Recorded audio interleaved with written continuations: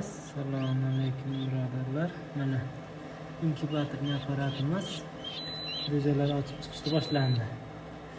Endi bularni sekin bundan oldin ochib chiqqani ham bor edi. Boyagina ko'pgina ochib chiqqan edi.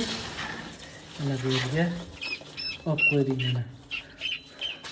Inkubatorni ichidan ochib chiqqandan keyin mana bunaqangi raddom degan qafasiga qo'yamiz.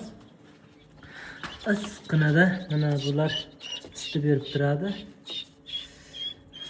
Yaxshigina katta bo'lib oladi. 1-2 haftalardan keyin mana bu yerga olinadi. Mana yotishini qarang. Oyog'ini uzatib oldi.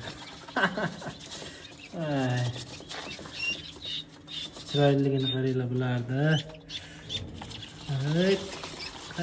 Qani.